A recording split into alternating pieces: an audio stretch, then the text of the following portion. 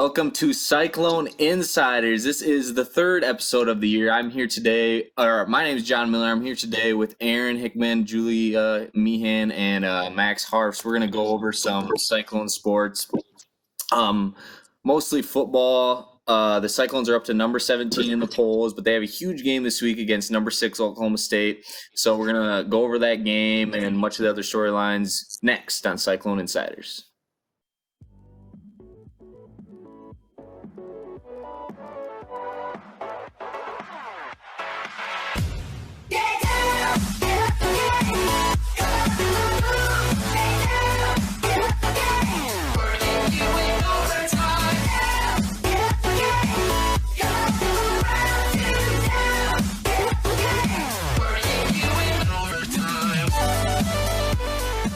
All right, welcome back to Cyclone InCYders. The Iowa State football team is up 3 spots to number 17. They play number 6 Oklahoma State this week.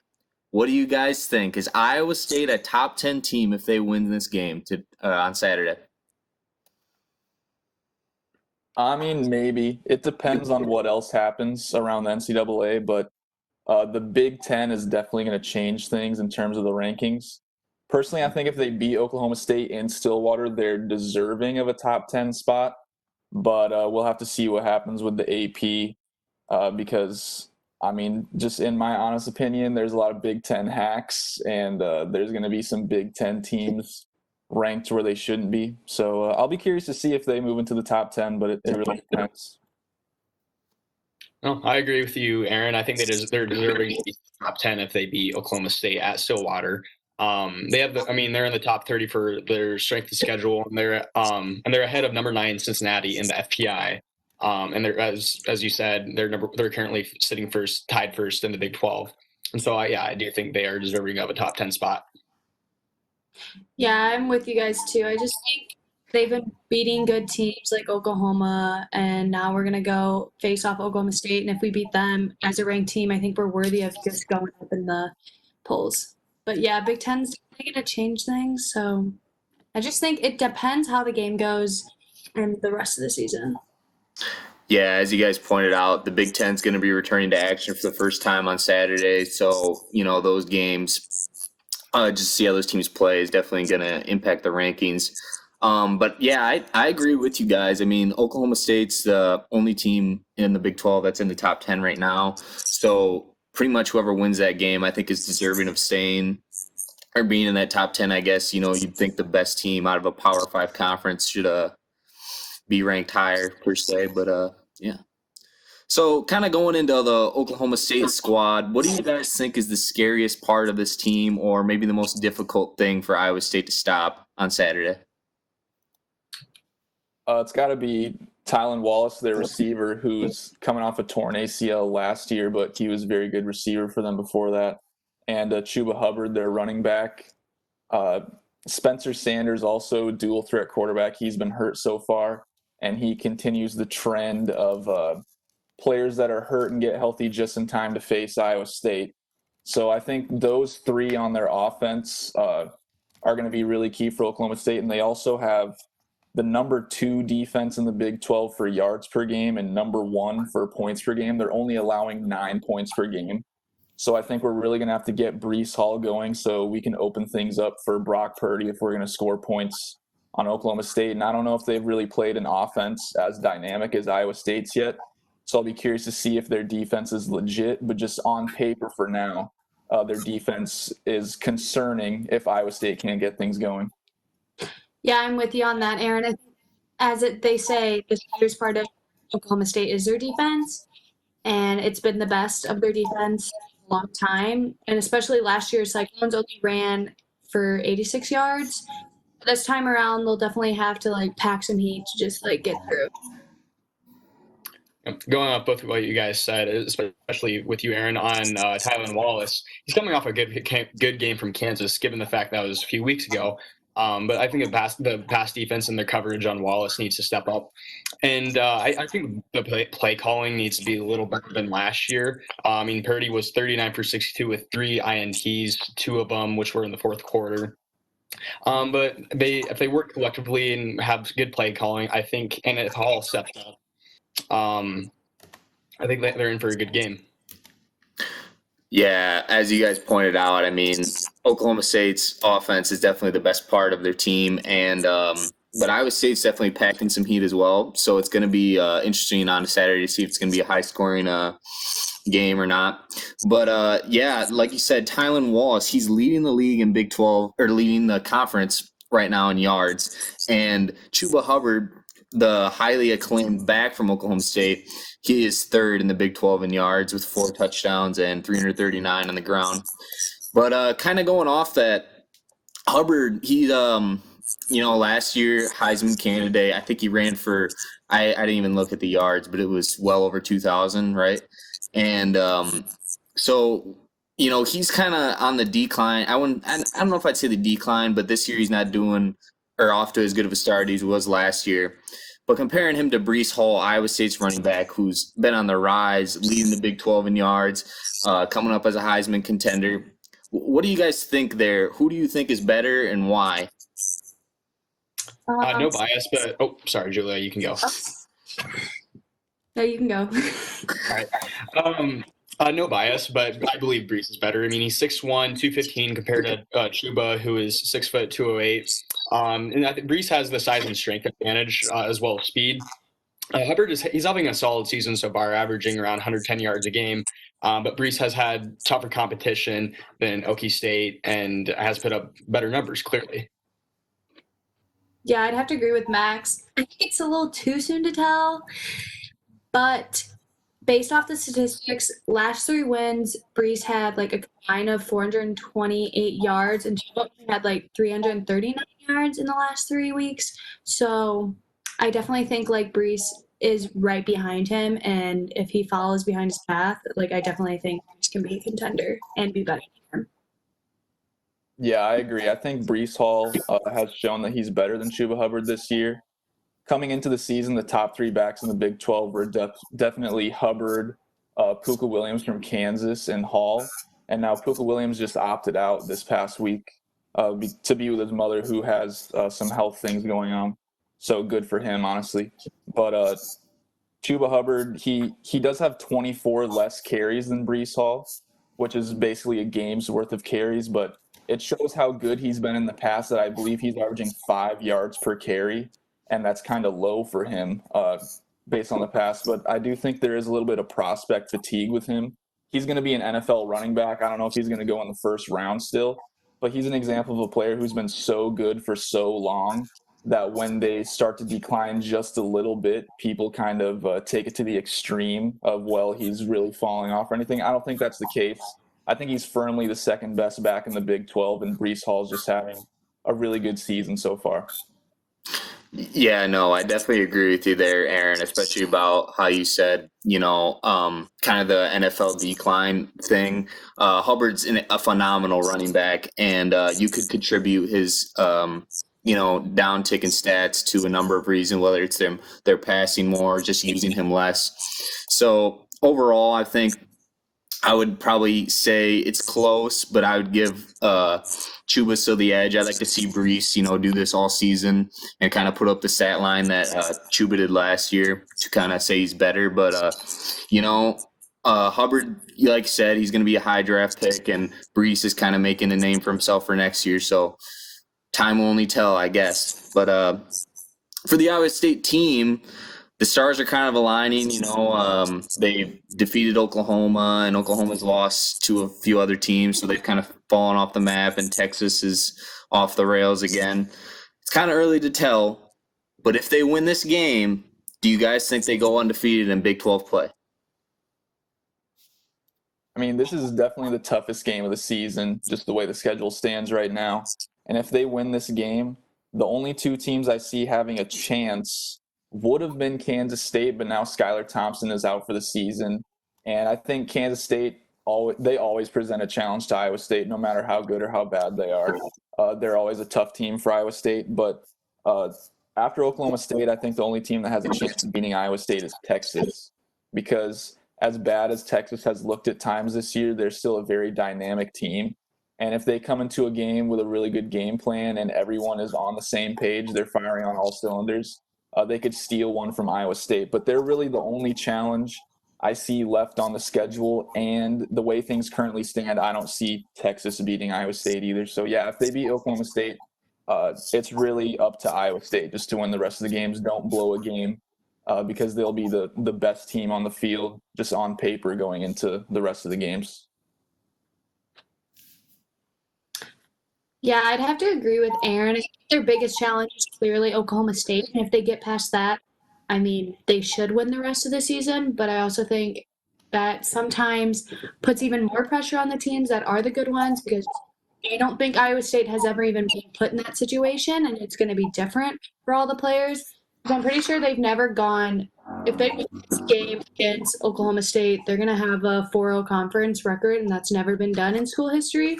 So I definitely think they can make some history here, and I think it's just going to be a challenge, like staying level head. And I think Texas also will be their biggest challenge outside of Oklahoma State, just to like beat them, and then if they beat the rest, then I think they definitely can. No, I definitely agree with Julie and Aaron here. They have a fair shot of going undefeated. And after this week, probably their hardest games have passed against Oklahoma State and Oklahoma. And going off what Aaron said, I think Texas has a fair shot at Iowa State. That game could be up the air, but we can't get the team can't get too ahead of themselves as they have in the past. But no, I agree. They do have a fair shot at going undefeated for the rest of the season. Yeah, maybe it's just the pessimist in me speaking, or the past, I guess, from Iowa State. But I think they're gonna drop one down the season to somebody they're supposed to, even if they win this game. It's so hard to tell as an Iowa State fan. We've been disappointed so many times that it's like I don't want to get my hopes up. So I hope they do, and I hope we make history. We've already made history, as Julia said, but it's just, we want a Big 12 championship to Ames, and I think that'd be awesome to have. So, but in other news, football news, I guess, an interesting fact this week is the Cyclones mascot, Cy, who is nationally acclaimed, he turned 66 this past week on October 16th. And I was just kind of thinking, what are your guys' favorite mascots in college football, or do you have any, I guess, weird names you found that you love now? I'll give you three of them. All right, you have the duck from Oregon and the tree from Stanford. All right, the tree from Stanford is just interesting because it's simply just a pine tree. All right, but my personal favorite is Super Frog from TCU. He's looks like a cartoon character, But yeah, I'm gonna go with TCU. I mean, I like purple is one of my favorite colors. And Super Frog can wear purple pretty good. So going with Super Frog. That's funny. I had Stanford Tree also and Oregon Ducks. I just think the Stanford Tree one is just super cool. Like I remember watching one of the Stanford volleyball games, and like all of the fans in the stands just had like Christmas tree face. It was really weird, but I was like, that's actually a really cool mascot. And then another one I had was just Notre Dame Leprechauns. I'm just a Notre Dame fan, so go Irish, I guess. I think it's cool. Because they don't actually have a mascot. It's a living person. So I bet that bowl game made you happy last year, huh? no, I actually did want Iowa State to win, but Yeah, just in terms of being iconic, definitely the leprechaun from Notre Dame, the Spartan for Michigan State, Brutus Buckeye for Ohio State. But for my favorite, I chose the Stanford tree. It's funny because it's just a tree. But if you look at it, it seems like it changes every year how they design it. And sometimes that tree is nightmare fuel. Like that tree looks like something from a Tim Burton movie. So I like it. It's kind of out of the box. It's not an animal or a person. It's just a tree. So yeah. Sometimes simple is better. Christmas vibes. Yeah, I think that's why you guys all picked it. It's getting towards Christmas. The snow's on the ground already.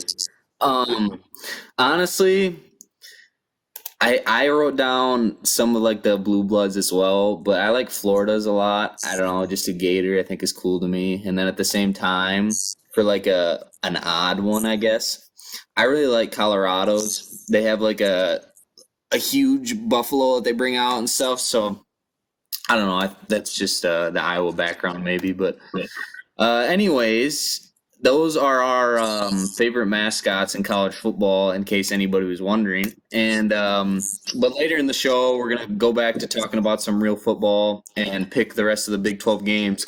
It is much different landscape than last week. We only had one game. I think we have like 5 now to pick from. So definitely going to see some movement in our rankings. So stick around for that next on Cyclone InCYders. Welcome back to Cyclone InCYders. The Iowa State soccer team lost 0-1 to Texas last week. We kind of discussed, we knew it was going to be a close one. Iowa State just unfortunately fell in the end. What do you guys think this team needs to get over that hump? 3 of their losses have been by 1 goal, so they're really right there. But coming from a team last year that won 0 games in conference, this is obviously a huge switch. But what do you guys think they need to get over that hump and, win these last 3? I think they're needing to they need to play all the way through their games and improve the offense a little bit. They need more shots on goals. They've been getting plenty of shots in. But Jordan Silkowitz has been stepping her game up with 6 saves this past game, and she's doing everything she can. And she's phenomenal defensively. But the defense is relying on her too much, I think. Yeah, I'd have to agree with Max. I think soccer has to do more on the defense end and just can't leave it up to the goalie all the time. I mean, she can only have so much in the tank for the whole game. So, obviously that showed. And also, I think they just got to continue to take shots. I mean, it's going to fall through sooner or later, I feel like. Yeah, Jordan Silkowitz has been amazing this season. She's arguably been the best goalkeeper in the Big 12. I believe she's leading the Big 12 in saves. So it comes down to just the offense also backing her up on the other end, because when she finally lets one through, that can't be what ends the game. The offense is going to be able to produce on the other end and back up your goalkeeper, because when your goalkeeper is only allowing 1 goal, you should feel pretty confident about your chances in that game. So it's basically just the attack and the offense starting to really get things going, because they still really haven't come together on the offensive end so far this season. Yeah, no, definitely. Because Iowa State, or I guess when Fannin came here, the first year head coach for Iowa State, he is known for kind of playing an aggressive, style of play to score more goals and stuff. So it's kind of surprising to see that Iowa State has been more of a defensive team this year. But, definitely, I think it's just part of getting that chemistry together to score as well. I think that's more of an offensive thing than defense. I think you can adjust easier on defense than offense with the new group. But, Fannin about the game, I put this quote down. It's kind of long, so I'm not going to say the whole thing. But to get the sum of it, he said that the stats and the possession that, we talk about so much, none of that really matters. It's just the score in the end. And, they did things well on Friday night, but they just ended up with a loss. So what do you guys think about that quote and kind of, I guess, the mentality he's getting at there? I think I definitely agree. I think he's conveying the message that his team is physical. His team can play with any competition we face. And they're certainly putting up good numbers. They're being aggressive. They're getting shots. They're getting shots up. They're getting a lot of saves. However, they're not getting the ball in that the main objective of the game. And so I think I think none of that matters, but the score at the end. I mean, he clearly shows that his team is hardworking. They're hard players. But the score at the end of the game, the score is the one that matters. Yeah, I'd have to agree with Max. I mean, stats and the possessions, it can all mean things, but clearly Iowa State once again can hang with anyone. I just think what sucks for them is, they can do everything right sometimes, like he said. I mean, anyone can when you play a game, but it's just sometimes it's not your chance for the outcome. But in the long run, I think it's going to help them. I mean, sometimes losing against certain competition just makes you better. And I think that's really what's going to come forth even for next season for Iowa State. Yeah, the nature of the business is wins and losses. And no matter what things show on the stat sheet, you could have the ugliest win ever, and a win is a win. And what it really comes down to for Iowa State is execution. One stat that I do think really does matter from the last game, Texas and Iowa State, they both had 12 shots, but Texas had 7 on goal and Iowa State only had 3 of those shots on goal, and only 25% of your shots being on goal is not going to cut it. That's not enough pressure on the opposing goalkeeper and the opposing defense. So it's just executing better on the offensive end, and with the attack, putting more pressure on the goalkeeper. And Iowa State had more corner kicks as well. So just have to be able to execute and make something happen. And it's good that they do get 12 shots off, but only 3 on goal. You just have to kind of straighten things out and start to execute better and hopefully start putting some balls in the net. Yeah, I think we're all on board with Fannon's message that wins and losses are the thing that only matters at the end of the day. But even if you're looking in terms of how close the games have been, you can see how far Iowa State came from last year. And I think that's a tribute to what Fannon's done and just, the team developing as a whole, even more so. So, those stats and kind of little analytical things are definitely important for things to improve on in the future and stuff like that. But, yeah. So Iowa State, they're 2-4 right now. They're playing an all Big 12 schedule this year. They have their last 3 games of the season. They're 3 winnable games for Iowa State. If they win those 3 games, they finish 5-4, and we'll be above 500. Do you guys think they can do it? I definitely think 500 is attainable for them. I think it'll be close.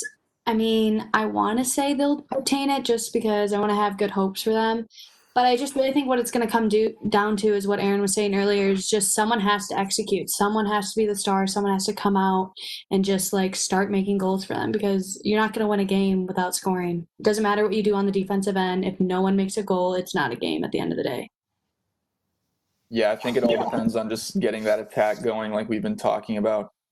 Jordan Silkowitz, she can put up a clean sheet any game. She's that good, but if she concedes 1 goal, that's the game.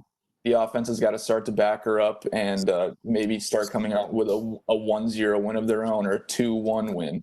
Seeing 3 goals from Iowa State would be really nice. I know Fannin is in his first year and he's trying to really bring his philosophies to Iowa State, but you do want to start to see that growth at the end of the season. So if their attack started to look really good towards the end of the season, that provides a lot of hope for next season. But yeah, really the main thing is just the attack and having Jordan Silkowitz's back on the other end of the field. Yeah, I think, go ahead, Max. Oh, sorry. I think Iowa State is progressing. All their remaining games are winnable. And they've overcame the hardest part of their schedule, and their biggest loss is to number 4 West Virginia, and that was only by 2 goals. I think like I said before, it's attainable to go above 500, but I think a good team-wide goal would be to go for 3 wins, because they were 3-19 last year, and it'd be awesome if they could win 3 or 4 games this year. Yeah, I think it would have been really interesting to see what the soccer team would have done with a full season this year, especially with Fannin.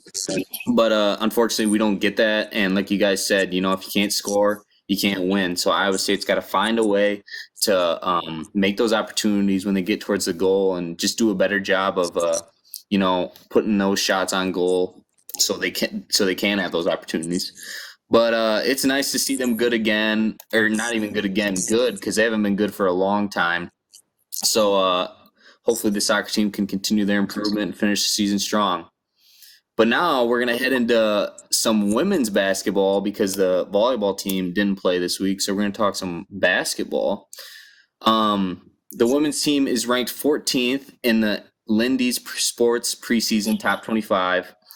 It's not the AP, but it is a ranking, so we're going to use it. Is this team the Iowa State basketball, I guess we can say Iowa State basketball. Is this team the Iowa State basketball team we should be watching this year instead of the men's? Women's traditionally doesn't get a lot of buzz but generally, it'd be interesting to see the support they'd have if they were national contenders. So what do you guys think? Personally, I think Go ahead. I think we definitely should be supporting them more, just because, based off the men's basketball season last year, it was kind of a total flop. That's my own opinion. I was saying, hey, we're still Big 12 champions because of COVID, so thanks to that. But honestly, I think women's are the ones to watch, just because, their last game of the season last year was the upset against Baylor. And, I think that was kind of frustrating to see, because it's they could have done so much more after that. So now it's they really are up for success. And I feel like a lot of business is not finished. And they also have 4 returners. I mean, they have the best recruiting class in history. So I really think they're the team to watch out and could be hands down the best Iowa State team if they really prove it and stick with the stats. I definitely agree with you, Julia. Sorry, Aaron. Yeah, no, go ahead. No, I mean they were 18-11 last year, and the men's team was obviously under 500.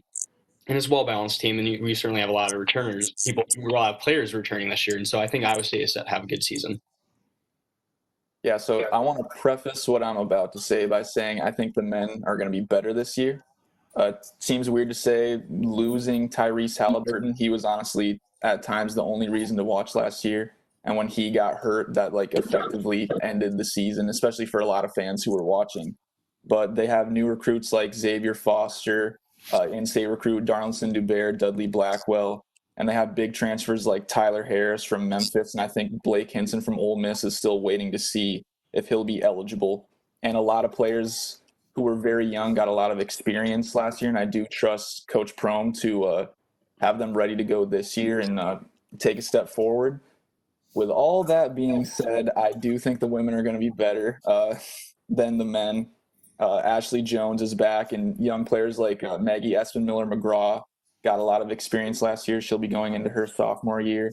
And with a great coach like Bill Fennelly, top 4 scorers returning, I think Iowa State women are going to be better than the men. And I think, but overall, I just like to see however much support we can have in Hilton with COVID for both teams, because I do think the men are going to take a step forward, and hopefully the women are really going to establish themselves as one of the best teams in the nation.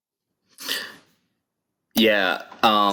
Last year, if Corona wouldn't have hit, Iowa State women would have definitely been a tournament team, probably looking at, I would say top half seeds, probably like a 7 or 6 was what I was seeing in a lot of projections.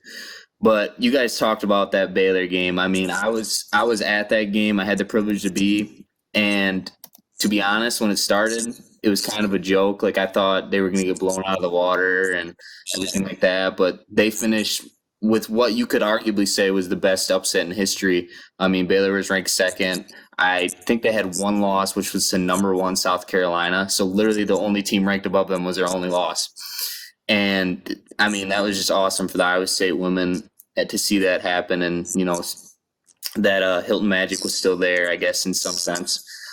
But like Aaron said, their top 4 scorers return. I think Ashley Jones, Christian Scott, Maggie Espin-Miller-McGraw, and I think I'm missing the 4th one. Maddie Wise. Oh, Maddie. Yep. Okay. So those 4 all return, and they're bringing in what I believe I saw was the best recruiting class in school history. They have a 5-star, right, and 2 4-stars. Yep.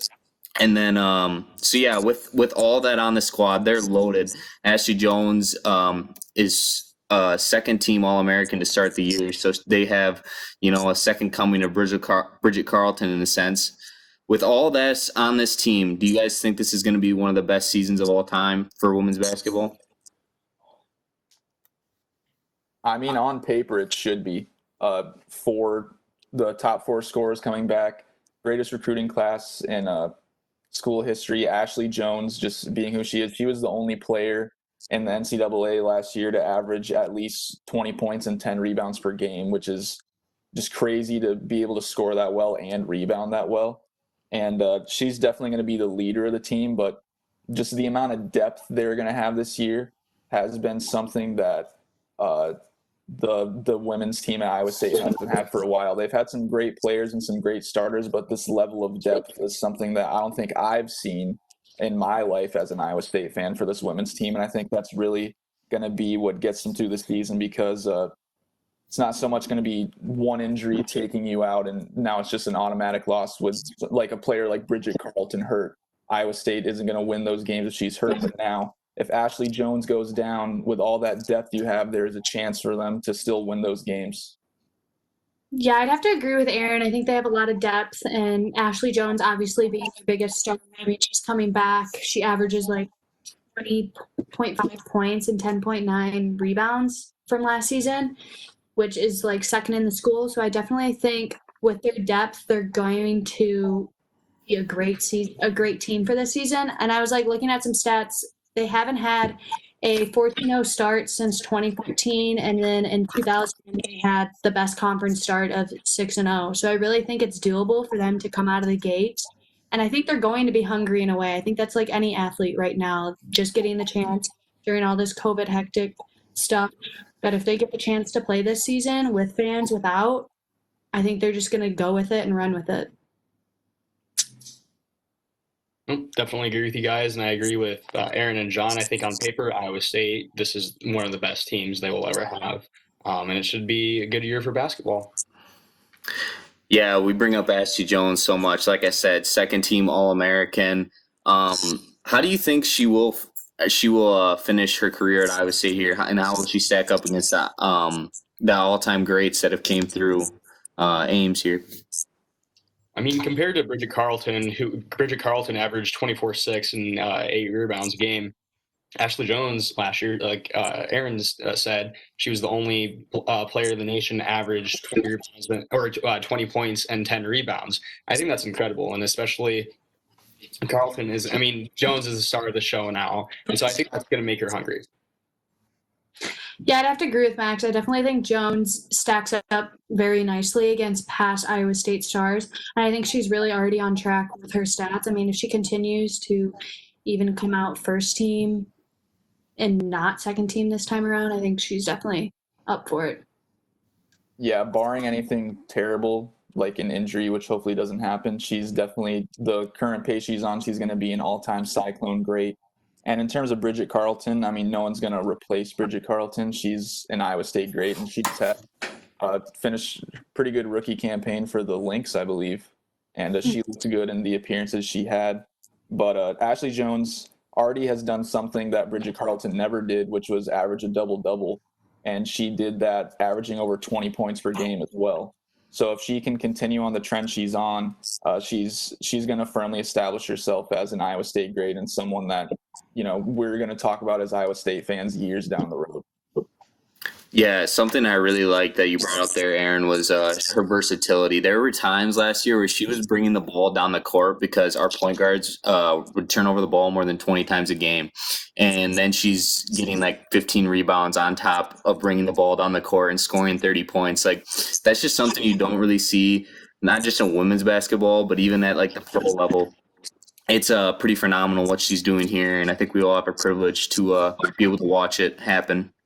But as important as Jones is to the Iowa State women's team, their coach, Bill Fennelly, he's, a major part of their success. And so as for him, do you guys think he's been here, I don't even know how many years. I'm sure you guys wrote it down, but 25 years. 25 years. Holy cow, man. Do you guys think Fennelly deserves a statue for what he's done for the women's basketball program, and how do you think he stacks up just in general of all Iowa State sports coaches in history? Yeah, no, I think he definitely deserves a statue and a banner for that matter. I mean, this is his 25th or 26th season with a 6.59 winning percentage. And he's definitely up there with Johnny Orr, Matt Campbell, Fred Hoiberg, and easily maybe the greatest coach to ever coach at Iowa State in any sport. Mm-hmm. Yeah, I agree with Max. I definitely think he's deserving of a statue. I mean, Johnny Orr, he's known as being the all-time winningest, but also Fennelly has built this program into an elite program. I mean, before him, there wasn't really much action going on our end, and he's been here since 1995. I mean, like Iowa State's saying, loyal, forever true. I think he's seriously a loyal coach. He's been here. He's been through the ups and downs. I mean, he's had 500 career wins. I think he got that milestone last season, and then he's had like 21 NCAA championship appearances of the 30 seasons he's been here. So I think he's definitely proved that he's staying here, and he's going to continue to stay, and he's deserving of it. Yeah, I definitely agree. Just talking strictly basketball, Johnny Orr is iconic, and he was at Iowa State for 14 years. And Fred Hoiberg was iconic already because he's the hometown kid. He went to Iowa State, but he was only here for roughly half a decade. And he has the best winning percentage for a men's basketball coach in Iowa State history, and that was 67.2. So when you think about Bill Fennelly, who's been here for 25 years, and he has a winning percentage of almost 66%. That's insane that he's had a consistent winner like that for over 25 years. And he also has a gold medal as a head coach during the World University Games, which isn't a part of his Iowa State legacy, but it does just add to his broader legacy. So I definitely think he's also from Iowa, just like Hoiberg, not from Ames, but he's from Davenport. And when it's all said and done, he definitely deserves a statue somewhere. Should be in Hilton, just like the Johnny Orr statue. Yeah, no, I agree. I think Fennelly's reach of just bringing the women's basketball program from nothing for so long, and I mean they've been good for like the past 15 years when he's been coaching, and that's just phenomenal for any Iowa State program. I mean, we've experienced a lot of ups and downs, but they've really been a mainstay of being competitive in Big 12 play. But and you talked about his being forever true to Iowa State. His son is an assistant coach, and then his wife, I think, played or something. It was something like that. So, their family has really just been a huge help to Ames, and I think he needs to be recognized for that, definitely. But moving on, we will be talking about the Big 12 football schedule. We'll be picking the games in our next segment here on Cyclone InCYders, so stay tuned. Welcome back to Cyclone InCYders. Now we are going to take on the most exciting part of the shows. We get to pick the games, the Big 12 Pick'em segment. Coming into this week, I am the leader in record at 3-1. Max is 2-2. Aaron's 2-1, and Julia is 0-1. She only got to pick the Kansas-West Virginia game. But West Virginia was really only a point off of the spread last week, so they ruined my undefeated streak. They were supposed to win by 22.5, and I think they only won by 21. So I'm a point away from being undefeated. So we're going to try to continue that this week. We have 5 games to pick from, and we're going to start with the Sooners versus the Horned Frogs. Oklahoma is favored by 6.5, going to Fort Worth. What do you guys think? I'm taking Oklahoma to cover. I think a touchdown seems pretty reasonable for them to beat TCU. And I think they're just going to keep getting better as the season goes on. Since that Iowa State game, Iowa State really exposed a lot of things with them. And then they had a pretty crazy game against Texas too, which that rivalry game is always crazy. But after those games, I think they're just going to keep getting better. And Gary Patterson is a good head coach. He's going to have TCU ready. But one touchdown, I don't think that's going to be a problem for the Sooners. I agree with Aaron. I'm picking Oklahoma on this one. I'm with you guys as well. I'm going to go with the Sooners. I think they're definitely going to continue to win. As much as we all hate Spencer Rattler and Oklahoma Sooners, I do think they're going to win this game. I think their firepower is starting to show a little bit more after last week. And just talent-wise, Oklahoma is known for having some of the best recruiting classes every year. And I think TCU's up there as well, but definitely not to the level of Oklahoma. So I think they're just talent-wise better and come out ready to play on Saturday. But our next game, back to Kansas, who broke all of our hearts last week. Kansas is heading on the road to Kansas State. Kansas State favored by 19.5. Who do you guys got? I got Kansas State all the way. I don't think Kansas is going to win this one. Yeah, I'm taking Kansas State to cover. They don't have Skylar Thompson anymore, but the Jayhawks don't have Puka Williams. And there was a time when they hired Les Miles and people were starting to wonder, will Kansas actually, add a quality team to the Big 12? And no, Kansas is still terrible. They're still Kansas. And I think they're going to get blown out by Kansas State just like they have every other game this year. Yep, the Mad Hatter certainly doesn't have any tricks up his sleeve. I'm going with Kansas State. I don't want to always be the last person picking the same school as the 3 people before me, but Kansas is bad. So I'm going to take Kansas State. Like you said, their quarterback's gone. But in retrospect here, West Virginia beat Kansas by 3 touchdowns last week. And Kansas State's favored by less points than West Virginia was last week. And Kansas State is infinitely better than West Virginia is, in my opinion. So, yeah, I'm going to take Kansas State. And so our next game, a little bit more close on the spread here. Baylor's going to Texas. Longhorns favored by 8.5 at home. Who do you got? I have the Longhorns all the way. I think Texas, when they play in their home, I don't know, I just think they're very, like, no matter they're, like, Jesus, I'm having another brain fart. Cut that. Okay, no. But depending on their record, I just think Texas is always a tough team. I don't know, I just always get that vibe from them, so I really think anyone that comes into Texas and plays them, I think Texas is going to win this one. As much as all of us collectively dislike Texas, I'm going to pick Texas to win this game. Yeah, I'm taking Texas too. Baylor hasn't played in 3 weeks. They had a COVID outbreak and they've missed a couple games due to COVID. And with them not playing in 3 weeks, I think Texas can beat them by at least 9 points. And it's always horns down, but I hate Baylor more than Texas actually. And if you don't know why I hate Baylor more, just like read the news from a few years ago. I got you there, Aaron. Yeah, unfortunately, remember when everybody was saying Sam Ehlinger was a better quarterback than Brock Purdy? I think they're taking that back now, but I'm still going to go with Texas. I think Baylor, like Aaron said, they've been off for a while, and they're missing their top receiving threat from last year, Denzel Mims, who, I mean, honestly, the few games that I did watch of them last year, he was a playmaker in his own right, and losing a player of that caliber, even if your quarterback still returns, it's a huge hit to the offense, and I don't think they're going to be able to keep up with Texas on Saturday. So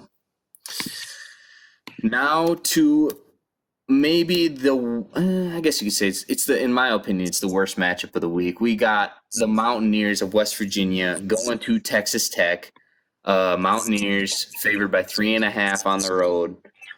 Texas Tech, obviously, in their Iowa State's last game was against Texas Tech, which was a win. What do you guys think in that matchup? I think Texas Tech has proven themselves to have a terrible defense and they're terrible, awful, god awful at third down conversions. So I'm gonna go with West Virginia this one. Oh Yeah, I think Texas Tech is going to extend their losing streak to 4. West Virginia is going to cover. Texas, like you said, Max, Texas Tech has the worst defense in the Big 12, and it's not even close. And West Virginia, on the flip side of that, has the number 1 defense for yards per game and number 2 for points per game. And the Texas Tech offense puts up numbers, but they don't do a lot of winning with those numbers. And a lot of times it comes from just playing behind in the fourth quarter. Defenses are playing soft coverage. You put up stats. So yeah, I think West Virginia is going to win. This Texas Tech defense isn't stopping anything. Yeah, this is kind of a tough one.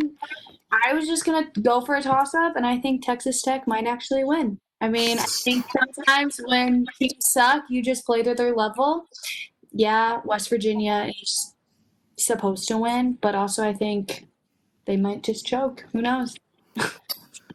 I'm actually going to agree with Julia and pick Texas Tech. I think, at home they're going to pull some magic. Their offense is going to go off for like 600 yards like they always somehow find a way to do. And they're going to win like 55 to 50. What's the spread? 3.5. They're going to win 55 to 49. They're going to miss an extra point there and win by 6. So I'm taking the Red Raiders. But now, on to the matchup that everybody has been waiting for. Your Iowa State Cyclones are going to Stillwater to take on the Cowgirls of Oklahoma State. The Oklahoma State's favored by 3.5 points. Do you guys think Iowa State can win this one? Who wants to go first? I mean, I'll go first. I'm not even going to provide any specific reasons or any stats. Brocktober, I feel like it'd be full circle for Brock Purdy to get his first win against Oklahoma State of his career and get arguably the biggest win of his career against Oklahoma State this year. I feel it in my gut. Matt Campbell's going to have them prepared. Iowa State's taking over the Big 12. Go Clones. Clones are going to win in Stillwater. I agree with you, Aaron. It's going to be a close game. Both teams have very productive offenses, but it's Brocktober, and he's in his stomping grounds. Yeah, I'm with you all. Iowa State is going to win this game. Honestly, I just want them to win it to shut up all the Big Tens, specifically Iowa, prove a point that we are here, we are good. Yeah, we didn't play you this season, but honestly, I just want them to shove it to everyone and just like make Iowa State known that like we are here, we're a good, solid football program. So yeah, Iowa State will win this one. Okay, guys, you know you don't have to pick Iowa State, right? I'm just kidding. Cyclones all the way, baby. Brock Purdy, we've been talking about Hall so much recently. Oh, Breece Hall, Heisman contender. He's got like 700 or 800 yards this year.